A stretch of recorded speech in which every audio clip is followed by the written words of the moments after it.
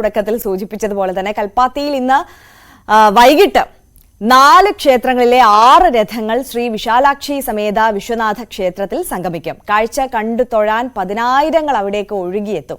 ഉപതെരഞ്ഞെടുപ്പായതിനാൽ 3 മുന്നണി സ്ഥാനാർത്ഥികളും കൽപ്പാത്തിയിൽ സജീവമാണ്. വി അരുണാണ് കൽപ്പാത്തിയിൽ നിന്ന് നമുക്കൊപ്പം ചേരുന്നത് രാവിലെ. Arun, very good morning. അപ്പോൾ ഇന്ന് രഥോത്സവമാണ്, പാലക്കാടുകാരുടെ ഏറ്റവും പ്രധാനപ്പെട്ട ആഘോഷം, ഉത്സവം. അപ്പോൾ അവരുടെ ഒരു വർഷം മുഴുവനുള്ള കാത്തിരിപ്പാണ് ഈ ഒരു ദിവസത്തിന് വേണ്ടിയിട്ടുള്ളത്. എങ്ങനെയുണ്ട് അവിടുത്തെ ഒരു ഉത്സവം വൈബ്? തീർച്ചയായിട്ടും പൂർണ്ണമായും കൽപ്പാത്തി ഉത്സവത്തിന്റെ ഛായയിൽ കഴിഞ്ഞ കുറേ ദിവസങ്ങളായി ആയിക്കഴിഞ്ഞു. ഇന്നാണ് ഏറ്റവും പ്രധാനപ്പെട്ട ദിവസം. രഥോത്സവത്തിന്റെ 3ാം നാളാണ് ഇന്ന്. ഇത് വളരെ വളരെ വിശിഷ്ടമായി വളരെ പ്രധാനപ്പെട്ടതായി കൽപ്പാത്തിക്കാർ ആഘോഷിക്കുന്ന കാണുന്ന ദിവസം കൂടിയാണിത്. ഇന്നാണ് ഈ രഥോത്സവ ദേവരഥങ്ങളുടെ സംഗമം നടത്തുക.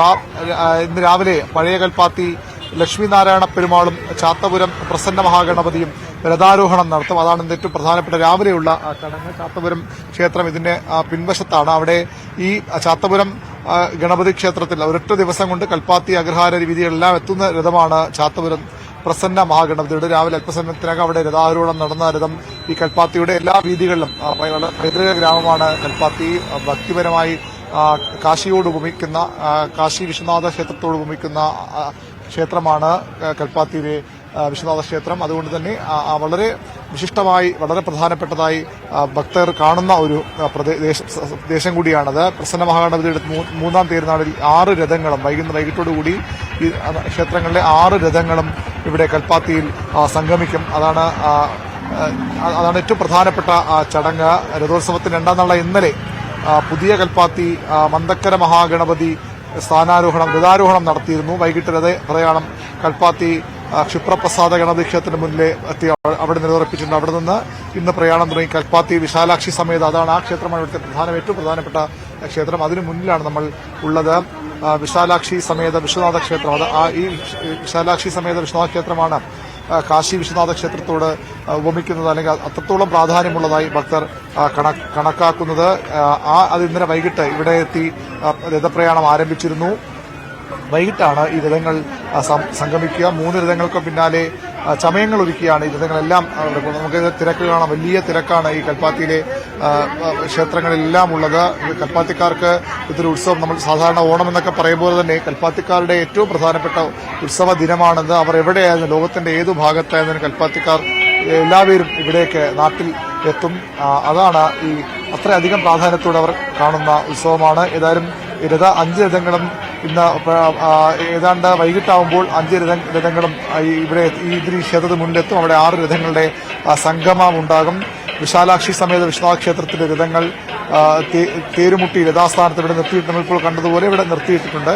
അതിനുശേഷമാണ് ഈ എല്ലാ 5 രഥങ്ങൾ കൂടി ഇവിടെ എത്തുമ്പോൾ ഈ രഥസംഗമം, ദേവരഥ സംഗമം എന്നവർ അഭിമാനപൂർവ്വം ഭക്തിപൂർവ്വം പറയുന്ന ദേവരഥ സംഗമം ഇന്ന് വൈകിട്ട് നടക്കും. നാളെ ഈ ക്ഷേത്രത്തിലെ ഉത്സവത്തിന് കൊടിയിറങ്ങും. നമുക്കറിയാം ഇത്തവണ ഈ ഉത്സവം വന്നത് തെരഞ്ഞെടുപ്പ് പശ്ചാത്തലത്തിൽ കൂടിയാണ്. ഇന്നലെ തെരഞ്ഞെടുപ്പ് നടക്കേണ്ടതായിരുന്നു. പക്ഷേ കൽപ്പാത്തിക്കാരുടെ കൽപ്പാത്തിക്കാരുടെ പരിഗണിച്ചുകൊണ്ട് കേന്ദ്ര തെരഞ്ഞെടുപ്പ് കമ്മീഷനും തെരഞ്ഞെടുപ്പ് പോലും മാറ്റിവെക്കുകയായിരുന്നു. അത് അവർ കുറച്ചുകൂടി സൗകര്യമായി എല്ലാവർക്കും ഉത്സവത്തിൽ പങ്കെടുക്കാൻ, ഒരു തടസ്സവും കൂടാതെ ഉത്സവത്തിൽ പങ്കെടുക്കാൻ അവരെ സഹായിക്കുകയും ചെയ്തു. നമുക്ക് ക്ഷേത്രത്തിലെ ദൃശ്യങ്ങളാണ് കാണുന്നത്. വളരെ ഭക്തിപൂർവ്വം വലിയൊരു നിര ഇവിടെ തന്നെ ഇപ്പോൾ തന്നെ ഉണ്ട്. ആളുകളെല്ലാം ഇവിടേക്ക് പൂർണ്ണമായും കൽപ്പാത്തിക്കാർ എന്ന് പറയുമ്പോൾ കൽപ്പാത്തിയിലെ ഈ പ്രദേശത്ത് താമസിക്കുന്നത് മാത്രമല്ല, പാലക്കാട്ടുകാർ ഒന്നടങ്കം ഇവിടേക്ക് രാത്രിയുമൊക്കെ ഇത് തന്നെയാണ് കാഴ്ച. വലിയ തിരക്ക് എല്ലാ ഭാഗങ്ങളിലും അനുഭവപ്പെടുന്നു. ഈ ക്ഷേത്രത്തിന്റെ മുൻവശത്താണ് നമ്മളിപ്പോൾ ഉള്ളത്.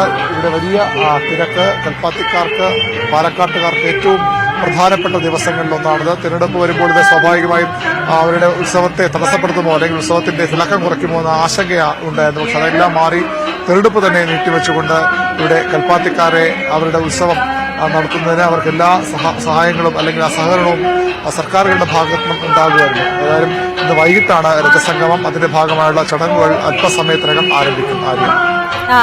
അരുൺ പറഞ്ഞതുപോലെ തന്നെ കൽപ്പാത്തിക്കാരുടെ, പാലക്കാടുകാരുടെ വികാരമാണ് ഇന്നത്തെ രഥോത്സവം എന്നുള്ളത്.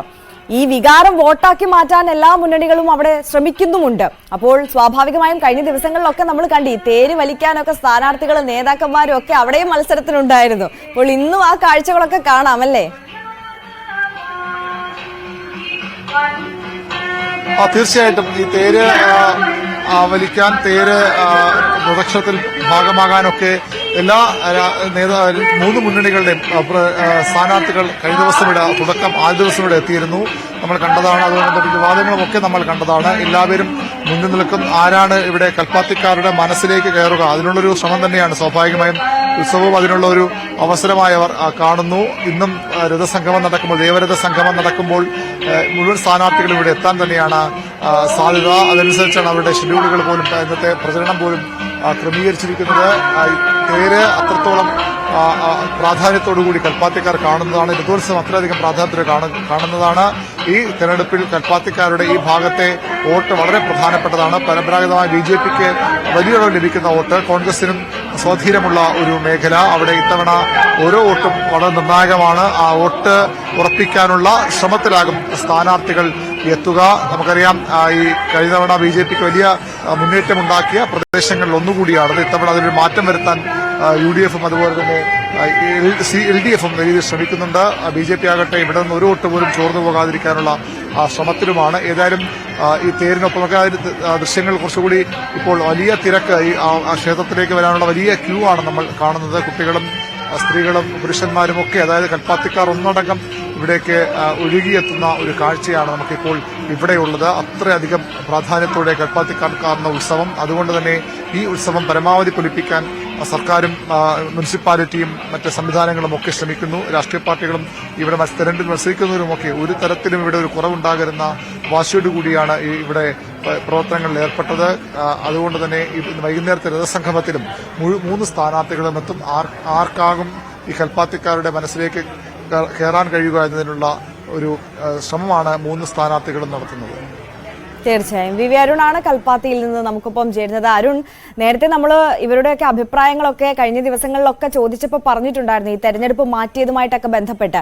അരുൺ സൂചിപ്പിച്ചതുപോലെ തന്നെ ഈ ഓണം പോലെ തന്നെ ഏറ്റവും പ്രധാനമായിട്ട് അവർ ആഘോഷിക്കുന്നതാണ് ഈ കൽപ്പാത്തി രഥോത്സവം. അപ്പോൾ അവരുടെ ബന്ധുക്കളൊക്കെ മറ്റു നാടുകളിൽ നിന്നൊക്കെ ഇന്ന് അവരുടെ വീട്ടിലേക്ക് എത്തും. അപ്പോൾ അങ്ങനെ വലിയ ഒരുക്കമൊക്കെ വീട്ടിലുണ്ട്, സദ്യയുണ്ട്, അതിഥികളെ സൽക്കരിക്കണം, പിന്നെ ഉത്സവം കാണണം, തേര് വലിക്കണം, അങ്ങനെ ആഘോഷത്തിന്റെ ഒരു വലിയ ദിവസമാണ്. എങ്ങനെയാണ് അവരുടെ ഒരുക്കങ്ങൾ എന്നൊക്കെ നമുക്ക് അവിടെ ഉള്ളവരോട് തന്നെ ചോദിച്ചറിയാം.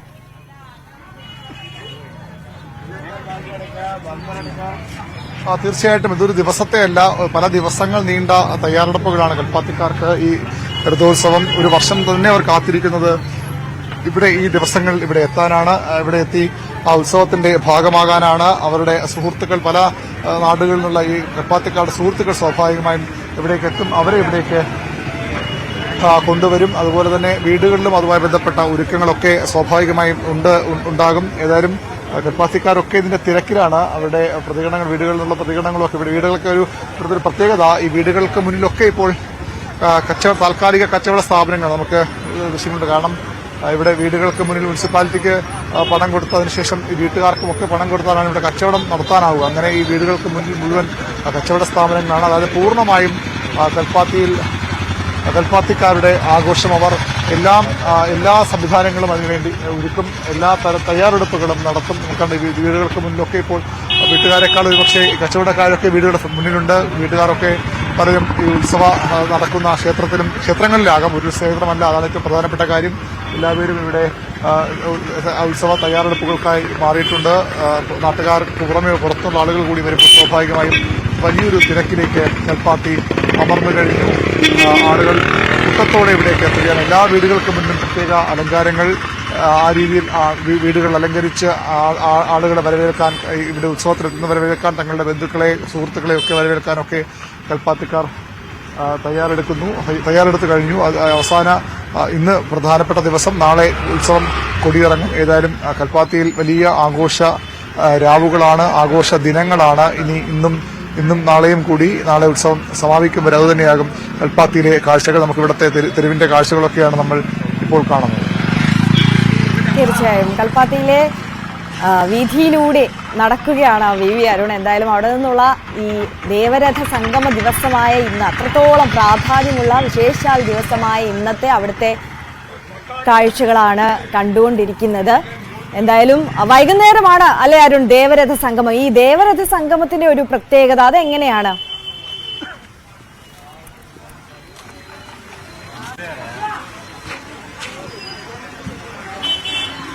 ഈ കൽപ്പാത്തി രഥോത്സവത്തിലെ ഏറ്റവും പ്രധാനപ്പെട്ട ചടങ്ങ് അത് ഇന്നാണ്. അതാണ് ഈ ദേവരഥ സംഗമം. ഈ 6 രഥങ്ങളും ഒരിടത്ത് സംഗമിക്കും. അത് വൈകിട്ട് 4 മണിയോടുകൂടിയാണ് ആകും ദേവരഥ സംഗമം നടക്കുക. അതുതന്നെയാണ് ഈ കൽപ്പാത്തി രഥോത്സവത്തിൽ ഏറ്റവും പ്രധാനപ്പെട്ട, ഏറ്റവും ഭക്തിപൂർവ്വം ഇവിടുത്തുകാർ കൊണ്ട് ആഘോഷിക്കുന്ന ചടങ്ങ്. ദേവരഥ സംഗമത്തിന് വേണ്ടിയാണ് ഈ ഒരു വർഷത്തെ ഒരുക്കങ്ങൾ ഇവിടെ.